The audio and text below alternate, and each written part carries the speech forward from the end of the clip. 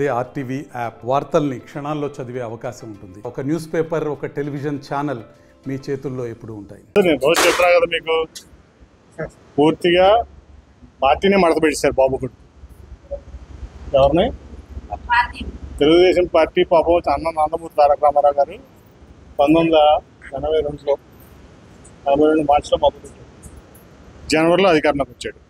9 నెలల్లో ఈ బాబు కొడుకు ఏం చేశారంటే పూర్తిగా కుర్చీలు మడత పెట్టుకోవడం కాదు, పార్టీని మడత పెట్టేశారు. ఏ రోజన్నా మీరు